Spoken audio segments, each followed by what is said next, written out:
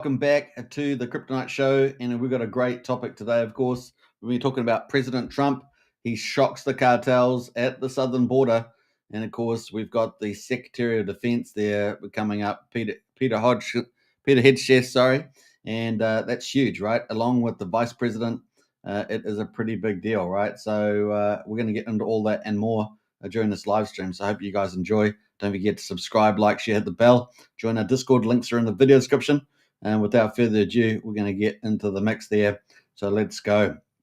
So we've got some cool stuff happening in the southern border. After President Trump's speech at Congress yesterday, he followed up very quickly with sending some of the heavyweights in his cabinet, including the Vice President, the Secretary of Defense. It is pretty impressive. So he's signaling that he wants the big budget, something like $175 billion for border security. 150 billion for Pentagon, a budget expansion as well. So it's sort of big money. And so that's going to go through with one big bill, right? So he's trying to get it all done, one big bill. And of course, he's still, the Republicans control the House, the Senate, and the presidency. So if they're going to do it, it's going to be done now. So that's very exciting to see that. So some big money. Estimates are that if he wants to get rid of, all the illegal aliens in the United States over the Biden period, maybe somewhere upwards of 10 to 13 million people, that could cost about 88 billion a year, based on some estimates. Of course, as they get better and better at it, and they unite all the different departments of the United States, that would probably get cheaper and cheaper as they move forward. So it's going to be pretty interesting to see how that unfolds over the next 4 years as well. Now, remember, they've all broken the law, right? Illegally entering the United States. But of course, he's focused on the worst of the worst so far. And of course, has made something like 35 to 40,000 arrests, somewhere in that ballpark so far, or apprehensions. And of course, border crossings are down over the border, down by about 98%, 99%, or something like that. So there's only very low amounts coming through. I think last week there was only about 8,000 altogether. So some pretty big successes there already, and now followed up with having the Vice President and the Secretary of Defense and others go down to the border. Pretty impressive. So we're going to check out some of the videos that are out there at the moment, of course, with the Vice President going down to the southern border. And we can see someone here with the Vice President there, meeting with the Air Force, I guess, and military, and many other people there at the airport going down to the southern border. So pretty impressive stuff. And these guys are serious. The Trump administration is serious about the border and immigration, as well as getting that budget through. $175 billion. So far, it got approved in February with the initial resolution, as I understand it. They're trying to get it through the official Congress budget. So it's going to be interesting to see that play out. Got to feel pretty good about it. And of course, a big signal after yesterday's speech is that he sent the Vice President, the Secretary of Defense, and others down there. So it is a big deal.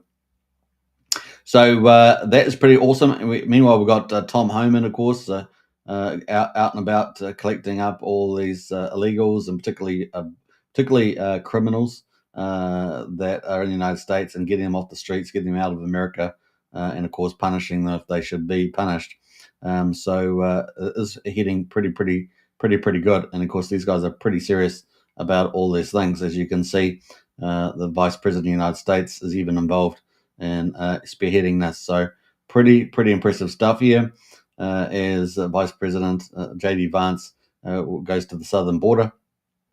And this is a video that posted earlier today. So pretty important there. He's also obviously taking Lent there as well, on his trip to probably safeguard them, I would say. So pretty important stuff happening there.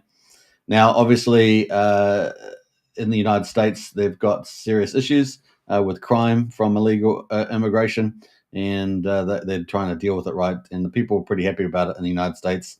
We see that Trump and J.D. Vance both having record favorability.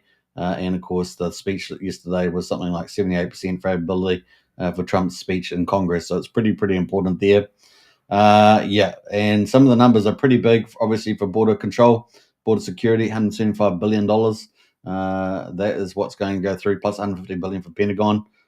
Pretty big money. And I imagine once these guys get their departments working, set up properly and working pretty seamlessly, the numbers are going to start to really climb. So, let's see where they end up with how many people they can get out over 4 years. So it's going to be pretty crazy to see that. So pretty amazing. Now, we saw that they already had pretty early successes when Trump got into power on the 20th of January. And by the 3rd of February, had already arrested about 6,000 illegal immigrants through the Department of Homeland Security, the DHS.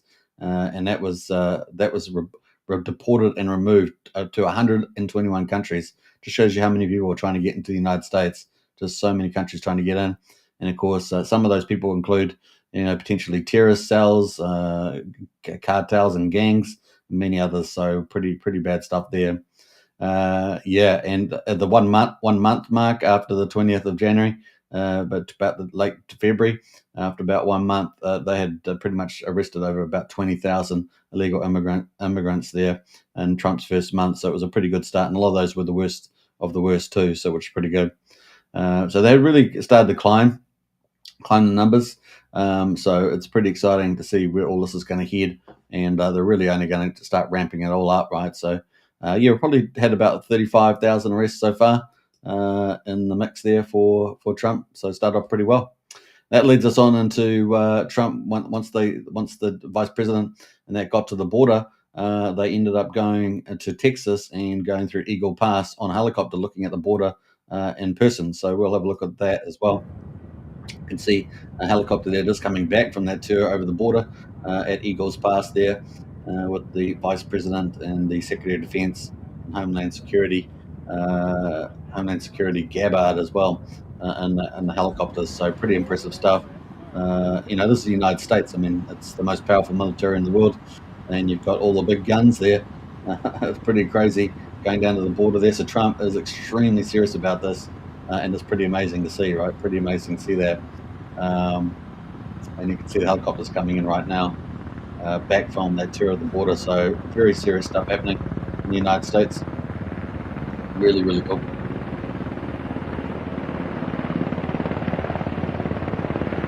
I guess some of those are transport buses that they use to transport people.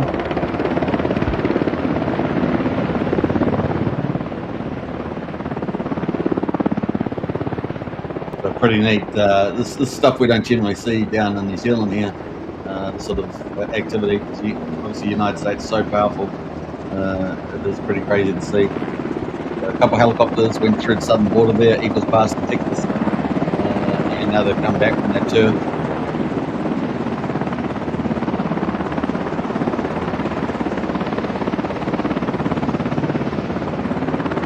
Pretty neat. So that's some of the stuff that's going on there, and obviously Trump there really, saying, "Hey, look, if you're in Congress, get this stuff through. We're serious about border security.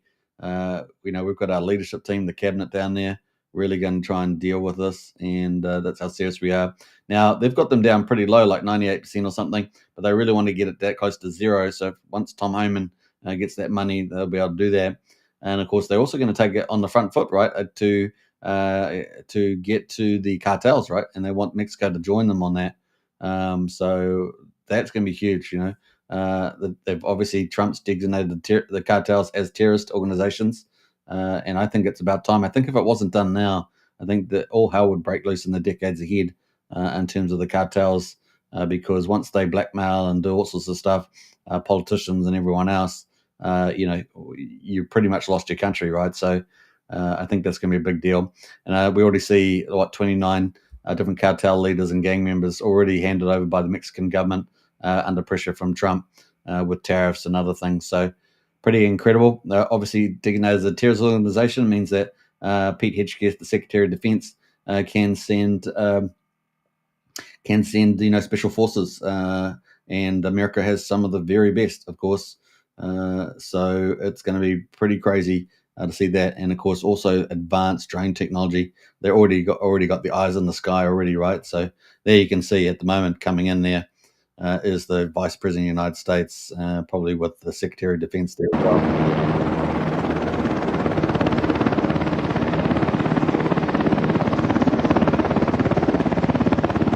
So there's after they've done their tour of the border in Eagles Pass in Texas. And you can see the Vice President of the United States coming out there. You got obviously Secret Service coming out there as well, military. I mean, this helicopter is pretty chock full of dignitaries and special forces, basically. In terms of some of these guys, pretty crazy. Now, I don't think there's anyone Delta Force there, maybe, but definitely Secret Service and military there, taking them to see the southern border. So very, very sick. Just the next day after Trump does a speech, and this is how serious Trump is about it. It's very impressive. This is real leadership. People see this leadership as a big deal. We see that countries around the world now, Trump's mentioned it. He's got like 20, 30 leaders of the world all trying to contact him, all trying to get on board because they all want to get a seat at the table, right? And of course, at the moment, Trump's created a state of confusion, which is where typically you make the best deals, right? You create a state of confusion, you can then reorganize the world order. And of course, we want it to be freedom and security, and that's what he's going to give us, right? And prosperity eventually. Now, there's always a bit of a shake-up at the beginning, but it's going to be so much beneficial in the future, right? So short-term pain for big gain is the way we see it. Now, we know that a lot of the globalists and a lot of the social progressives and Marxists are all up in arms and are all running around almost like headless chickens, some of them trying to collude against Trump, of course, but really getting pushed back there. We see, President Trudeau, it's almost president, isn't it? Prime Minister Trudeau there, who's actually, hopefully we're going to have elections there within the next 30 days or so, but he's basically running Canada as a dictatorship at the moment. So it's going to be interesting to see where all that heads, and he's trying to be, big boys pants and push back. We also see some of the state premiers in Canada also, putting up a bit of a fight. But I think there's going to be a lot of negotiations. Eventually, it will get wound down, and Trump will have reordered the economics and the political sphere there as well. So that there is the vice president getting out with the defense secretary as well, Peter Hegseth there. And you got the Secret Service coming up as well. You can see that the helicopter's finally wound down. So to see them progressing there with that. Maybe some more helicopters are coming in there. You can see the vice president still sitting in helicopters waiting for the fins to stop flying around. Just chilling out there in the helicopter there, just pushing through that. They're just getting out now, the vice president. And I think, the defense secretary just getting out as well on the back left there as well, Peter Hegseth. So pretty cool. So that's what they did. They flew down southern border straight after President Trump's speech, and then making a big signal there that they want to deal hardcore with security and safety and immigration. And then, of course, they ended up doing a tour of the southern border. So pretty impressive stuff. Now we're going to check out. I'm going to check out after they did that tour, or around that time, they also did a big meeting, press release. They had a big meeting, and then they had a big press moment with the press to answer questions, which was pretty cool. So we're going to check out some of that. I'm probably going to stop it on the way and talk about different things that they bring up. So.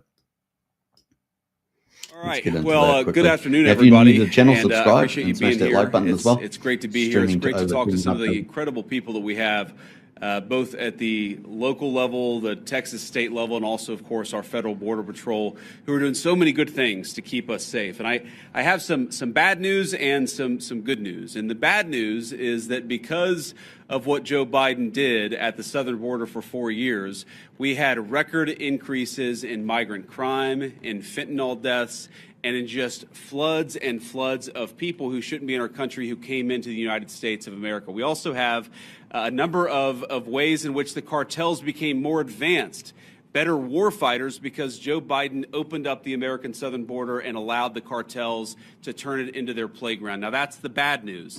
The good news is, as President Trump said last night at the State of the Union, it turns out we didn't need new laws. We didn't need fancy legislation. We just needed a new president of the United States, and thank God that's exactly what we have. And I will say that the most heartening message that I take away from my visit here at the Texas border is the number of Border Patrol agents who have come up to me and said thank you, or said because of this, we've cut the number of border crossings from 1,500 a day to 30 a day.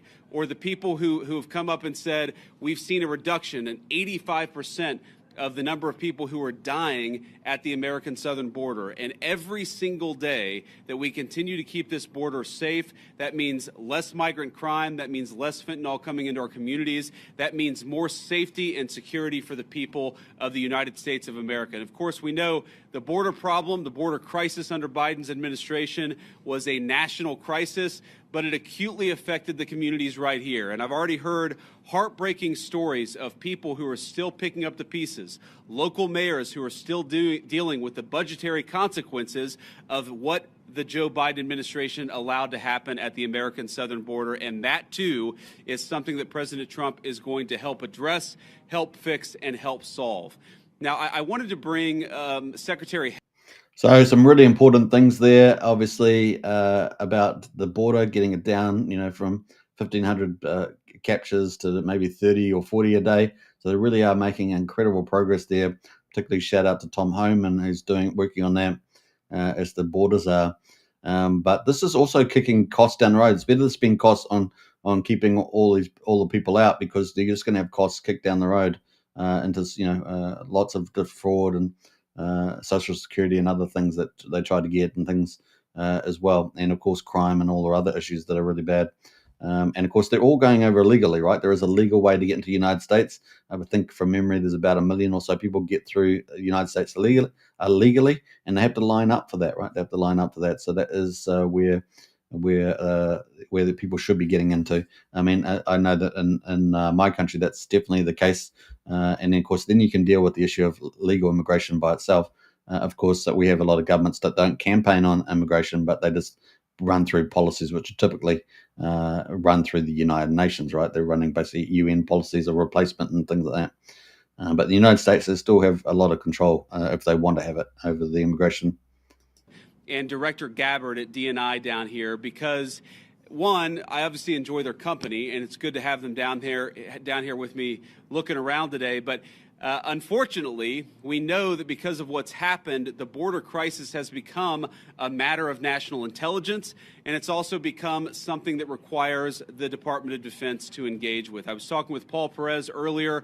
The drone technology that the cartels are using requires, unfortunately, a military response and military support. So it was important for Secretary Hegseth to see what's going on, because we know that the millions and millions of people who were let in over the last 4 years, many of them are connected to foreign terrorists. It's important for our leader of national intelligence to get a sense of what's here on the ground. So before we take questions from the press, and all of us are willing to take questions, I want to give Secretary Hegseth and then Director Gabbard an opportunity to say a few words themselves.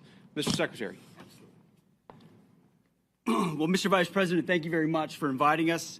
It's great to be here with you, with the director, with our fellow friends in civilian clothes and in other shades of green. This is a demonstration of a true partnership on the southern border. As President Trump has made clear on the campaign trail and from day one and last night, border security is national security.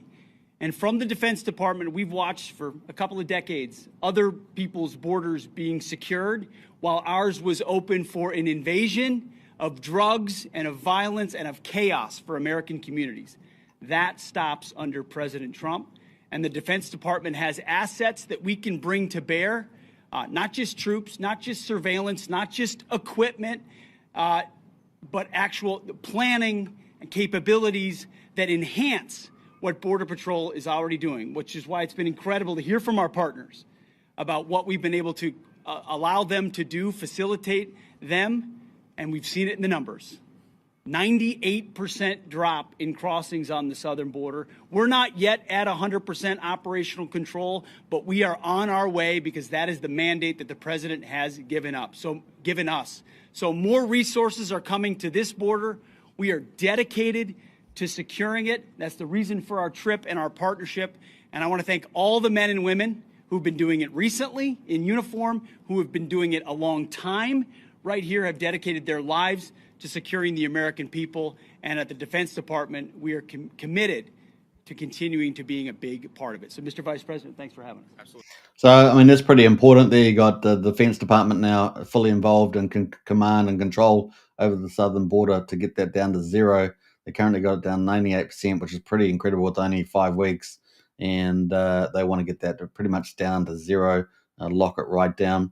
So that's really interesting that he said all these other capabilities, but then he talked about pretty much planning, and that's basically command and control. So that is like basically a battlefield, and that's really, really interesting. So they've really gone to the nth degree.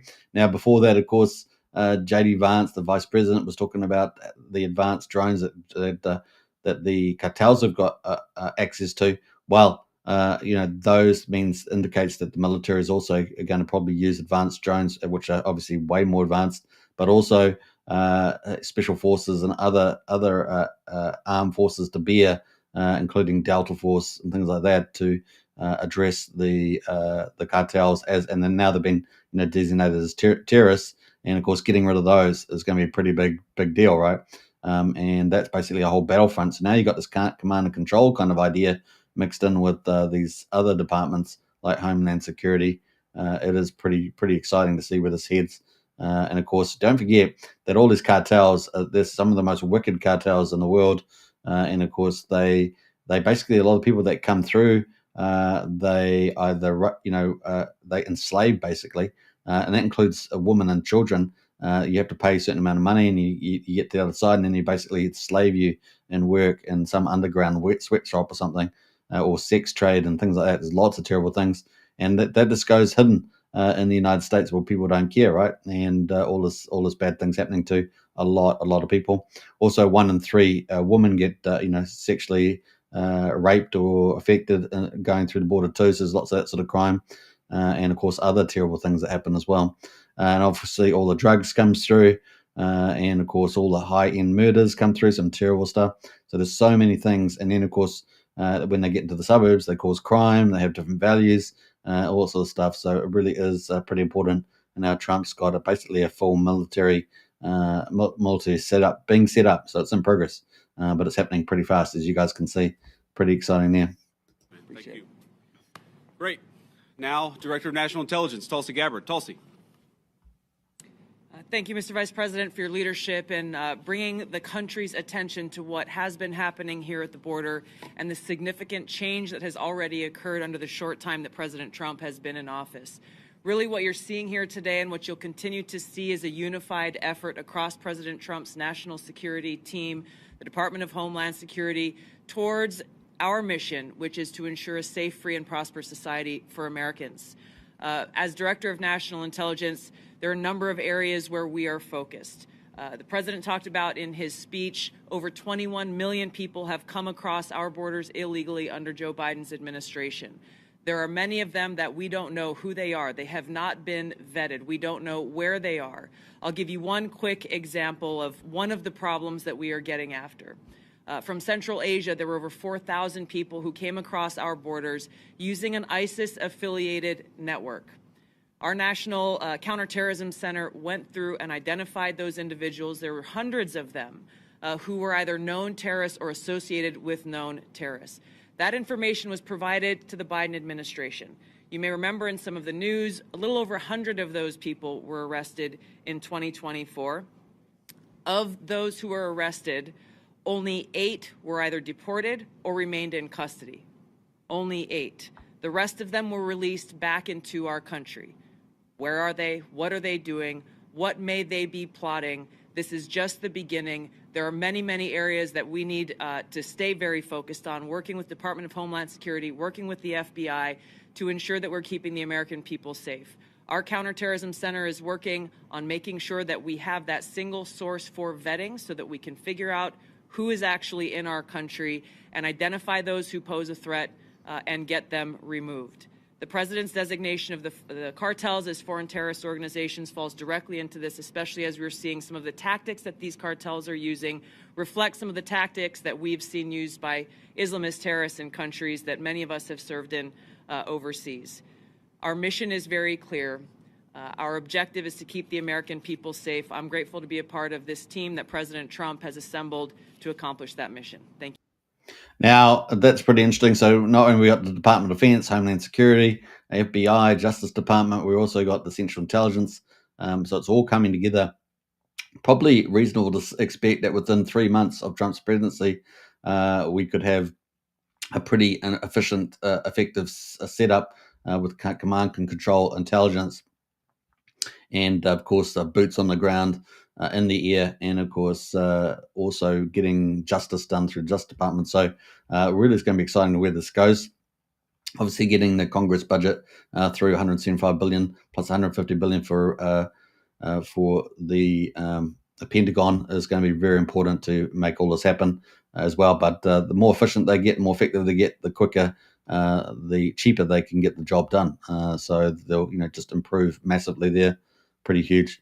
So the other thing is terrorists, right? How many of the people come over through have been terrorists, whether they're working for the Chinese Communist Party, whether they're working for Iran, whether they're working for one of the Islamic jihads, like ISIS. How many of those people got through? They've obviously had moments where they've had people wearing the same outfits, like coming from China, wearing the same outfits because there's different routes through there. And the absurdity of all this is that the Biden administration was actually flying people in through the border, over the border as well as NGOs were funneling big money and big busing and water supply, just everything, having little stops along the routes through South America where people would come in, whether they come in from South America or landed in South America from other countries like China and places, and India, Pakistan. I mean, it was all coming through that southern border. It was pretty crazy. Everybody was coming. Like I say, in the first 5 weeks, they've sent home illegal immigrants to something like 121 countries. It is just absurd and obscene.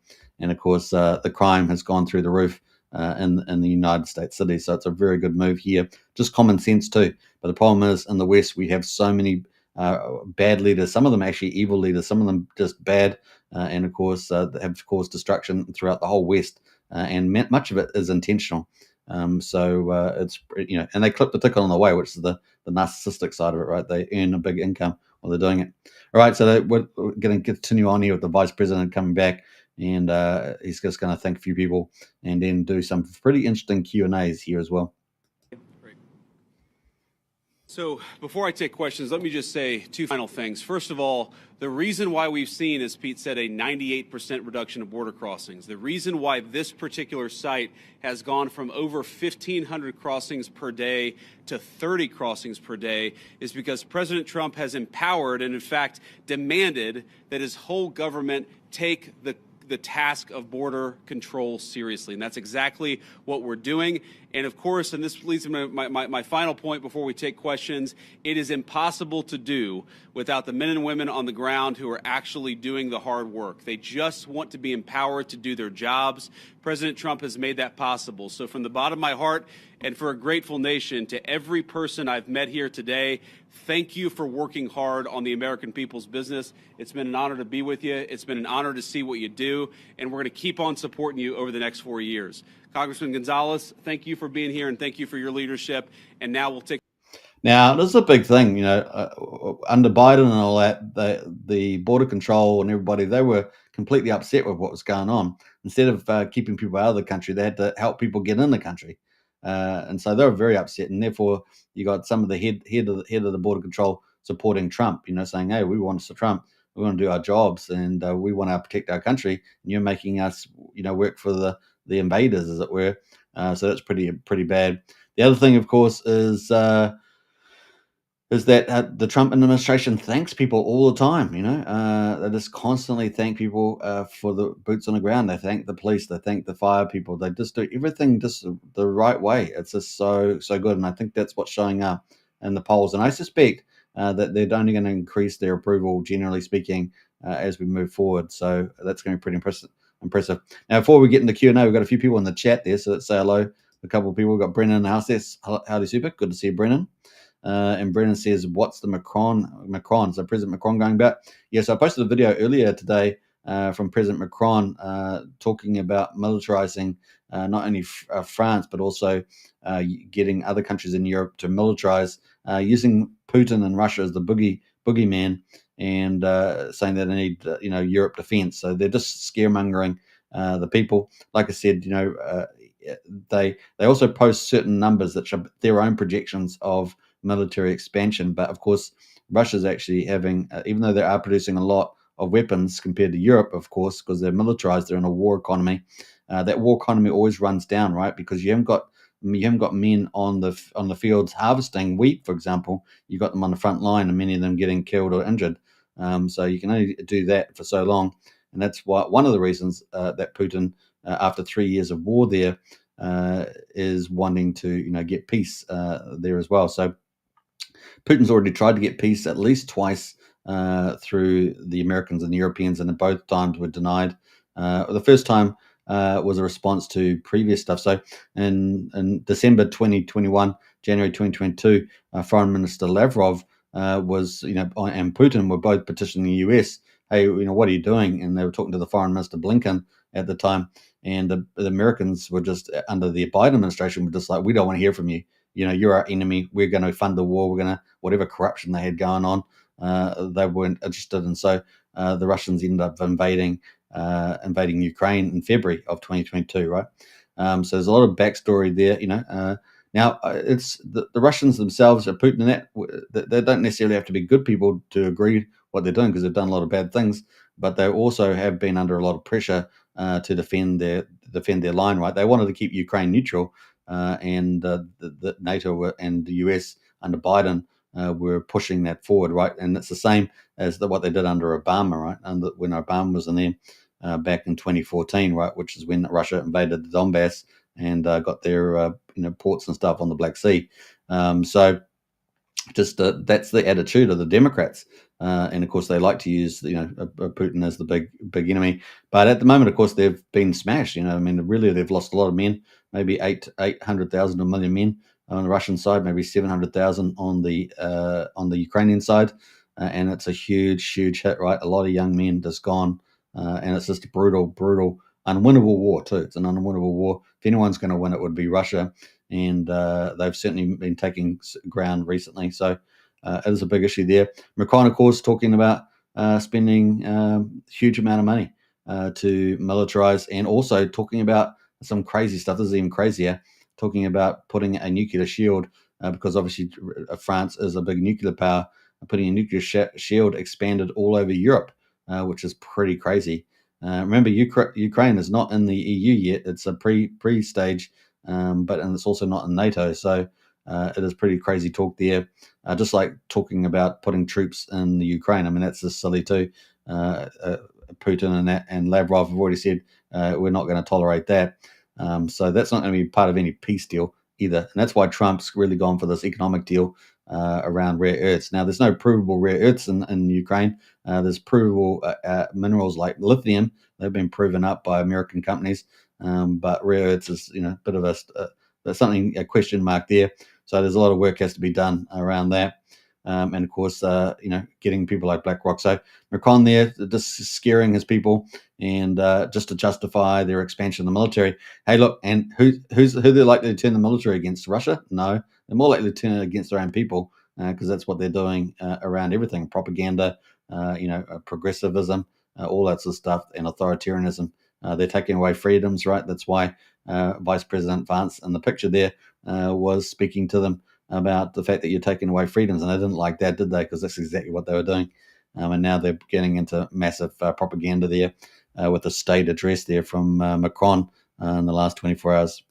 Well, that's crazy from Macron, yeah. But typical behaviour. We saw a softer approach with the same idea from Prime Minister Starmer, right? Who's already pressing his own people, taking away rights, and of course, as a socialist Marxist authoritarian, right? And he's just helping the UK to decline, and he's also talking about taking money from the civilians and spending it more on military to so-called counter Putin. But of course, all their economies are struggling, and so there's not a lot of money around, and they need the US, right? They need the US. So they're just playing a bit of silly games, trying to look like they're strong and tough. And of course, you saw the head of the European Union trying to talk about 800 billion pounds to spend over the next couple of years on militarizing as well. So you got this push from the globalists that are running these countries to try and build a European army and make Russia the boogeyman. But like I say, Russia, they really only want to do limited war. Now, obviously, Poland has an army of about 110,000 soldiers and modern weapons. They've already said, no, we're not joining you in this because we've got to defend our own border. And of course, they're sitting next to 3 former USSR states, which also want to be defended. And so that's where that's at the moment. And obviously, you've got Ukraine just below them, which obviously in war at the moment have been for the last 3 years. So that's pretty bad too. You've also seen Spain say, nah, we're not going into the coalition of the willing there from Prime Minister Starmer. And therefore, with the same with Macron, right? They're all part of the same little group there. So, yeah, it's pretty crazy. We see Italy say, nah, we're not in it either. we're trying to follow Trump and Trump world with Melania there in Italy. And of course, Germany can't really do much at the moment because they've just had an election. They're still trying to form a government. They're trying to form a government with the government that just left, that got voted out. And this is how bad democracy is running in Europe at the moment. And of course, there's lots of other bad things happening in Portugal with the EU. So the EU is full of unelected bureaucrats working for the globalists, and they are undermining democracy and trying to get permanent power, right? So for people like Macron and others. So it's a pretty big mess over there. They indoctrinate enough people there and they can make them fall for it.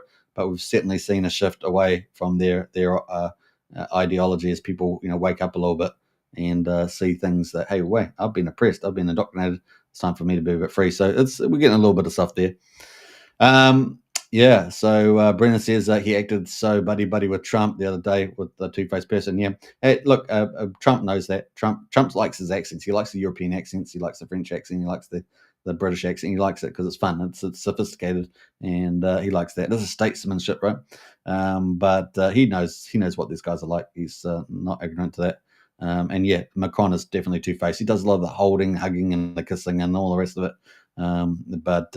It's they're not fault. And you saw recently, even after the Prime Minister of the UK, they shut down the.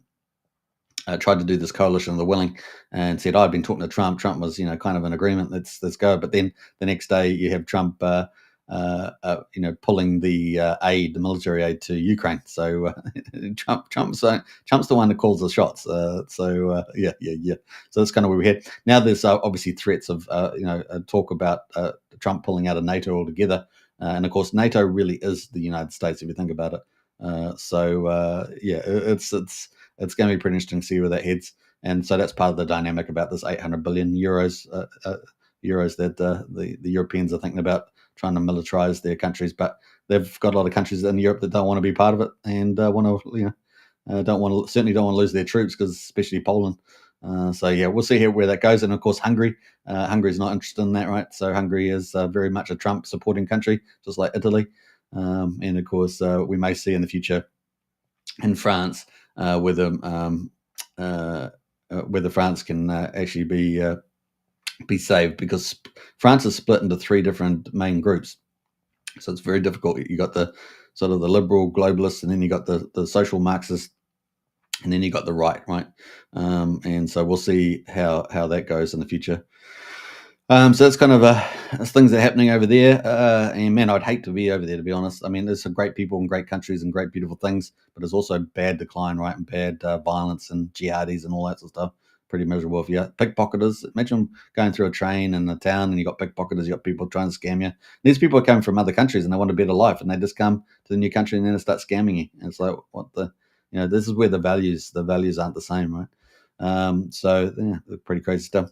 Now, obviously, Trump's trying to clean that up on the border, trying to get people with the same values coming in. And of course, I talked about the gold card there as a way of getting high valued people into the United States.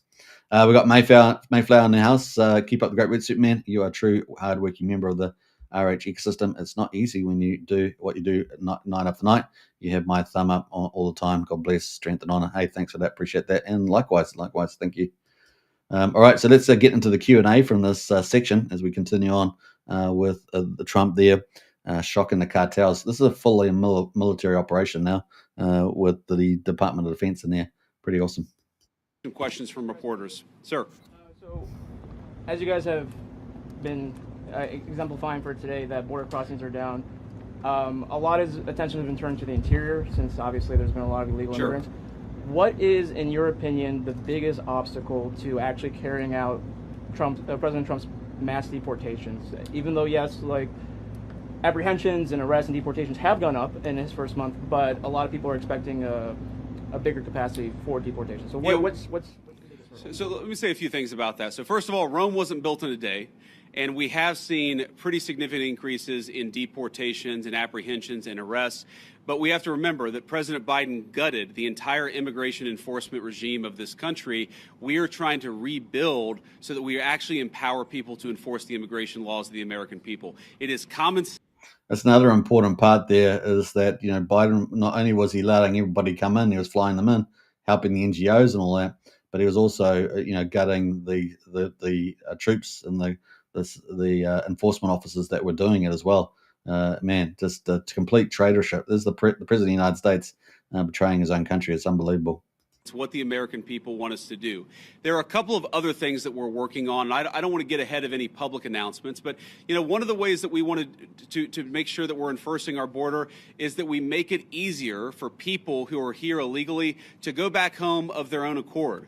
We don't want to have to go around and arrest every person, but we will enforce the American people's immigration laws. If you're here illegally, the message from our administration is you should go back home, and if you want to come to the United States, apply through the proper channels. That's an important thing that we're doing. And the final thing is this costs money. One of the most important parts of the president's reconciliation priorities is, of course, tax reform on the one hand, and on the other hand, making sure that we get proper resources so that we can pay for the flights, and we can pay for the detention centers, and we can pay for all the components necessary to ensure that we're re-migrating illegal immigrants back to their country of origin. I guarantee it is a part of the president's priorities. We'll keep on working on it. We've made a lot of progress, but we're going to keep on working on it over the remainder of the president's term. Yeah, go ahead. Mr. Vice President, I want to ask you about border wall and tariffs. But first on the border wall, how do you and the president... Could you say your outlet, by the way, when you guys ask questions? Yeah, Reagan Reese, Daily Caller. Thank you. How do you and the president define success this term with the border wall, and how much of the southern border wall needs to be walled off before Trump leaves office? Well, look, I think the president's hope is that by the end of the term, we build the entire border wall. And of course, that's the physical structure of the border wall itself. But we even heard today, there are so many good technological tools, so many great artificial intelligence enabled technologies that allow us, for example, a camera, not a person, but a camera picks up somebody 2 miles away who's about to come across the southern border. Maybe it's livestock, right? Maybe it's a critter in the desert. Maybe it's a human being with a weapon on their back. We're using artificial intelligence to make us better at the job of border enforcement, but we've got to make sure that technology is deployed across the entire American southern border. We're going to do it as much as we can, as broadly as we can, because that's how we're going to protect the American people's security. Yeah, go ahead. Last time they were paused because they deployed 10,000 troops to the border. What can they do this time to make the tariffs go away? Well, what the president has said is we need a sustained commitment from the government of Mexico to take the job of border security seriously. Fentanyl is the single largest cause of death among young Americans, and we know that a substantial portion of it is, the precursors are made in China. They come to Mexico, they're manufactured in Mexico and brought across the border by the Mexican drug cartels.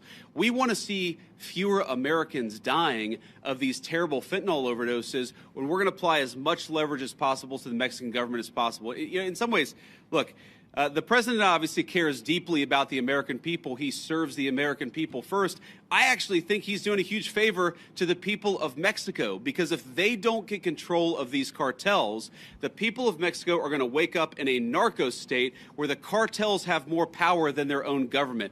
President Trump is trying to help. The Mexican government needs to take this issue of immigration enforcement seriously. All right, so that was under Biden. That's where the United States was heading as well. Is that the United States was going to well on its way to becoming a narcotic state as also. So America's really been staved by Trump coming in now, and it really would have been past the point of no return after another 4 years of that. So that's really important.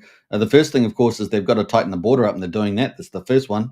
And the second one is that they got to deal with all the cities. They're trying to arrest people. So Tom Homan there is trying to, get rid of all these bad gangsters and everyone else and shut down things domestically.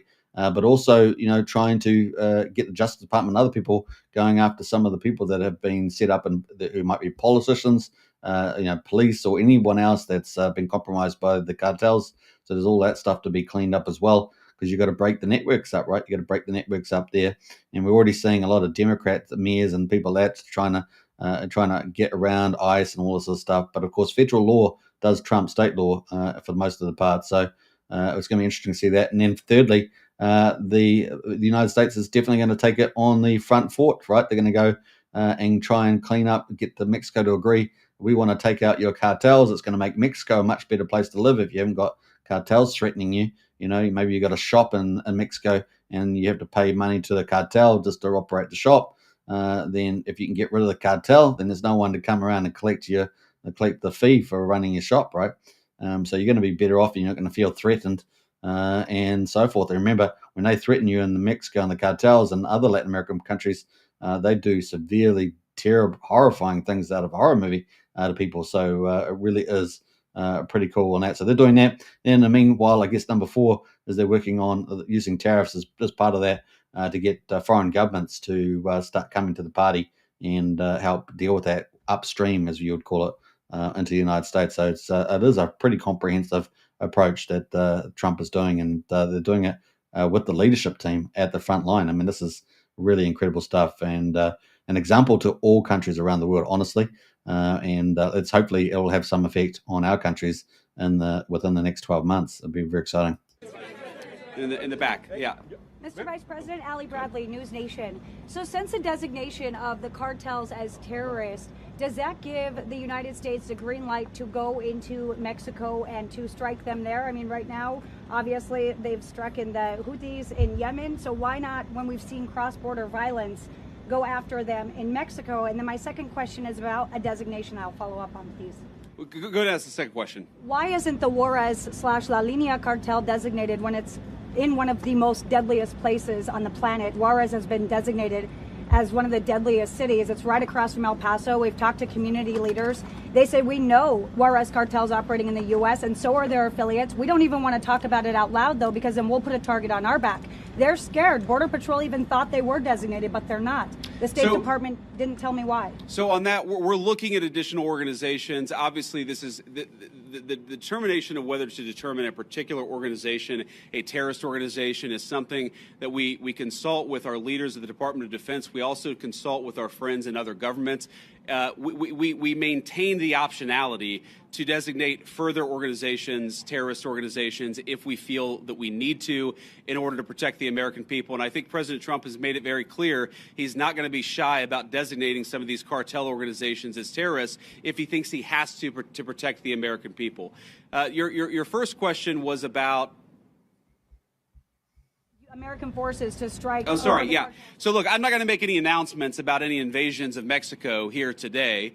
The president has a megaphone, and of course, he'll speak to these issues as he feels necessary. But what designating cartel organizations allows us to do is deploy the full resources of the United States military to engage in serious border enforcement. Of course, the president is going to make the determination about how we deploy those forces. But our hope here, Our hope is that Mexico takes this job seriously. We don't want to have negative relationships with the Mexican government. We want the Mexican government to help itself, but also in the process to help the American people by taking these organizations seriously. It's going to destabilize the entire country of Mexico, the entire government, if they don't take it more seriously. We're hopeful that they will. And if they don't, then of course, we'll figure out what to do from there. I was going to add to that that if they do stuff like that, they'll have to be very coordinated, and they have to have a good map of where the enemy so-called is, right? So, yeah, they're not going to be. It's going to be well organized. So, yeah, seeing Pete Hegseth there with the command and control, it's going to be a pretty big deal. You just mentioned something about invasion of Mexico.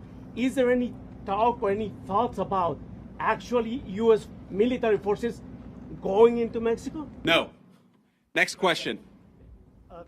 On tariffs, are any other industries other than automotive reaching out to you guys to carve out special deals?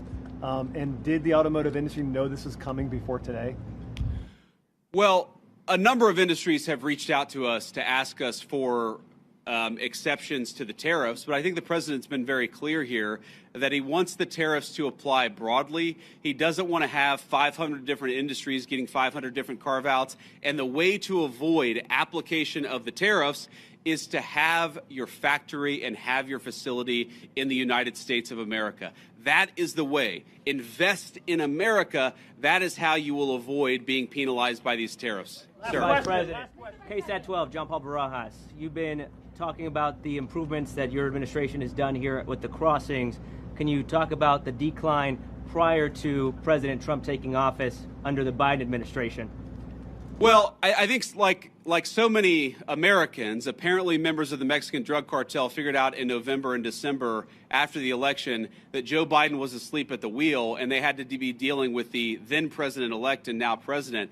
If you look at what drove the declines before the inauguration, people will tell you they knew that Donald Trump was coming back into office. They knew he was going to take border enforcement seriously. And so they were already getting ahead of actually cutting down those illegal crossing numbers. We saw that from the Mexican government, of course, because we were threatening some economic sanctions against them. But we also saw it from the cartels themselves.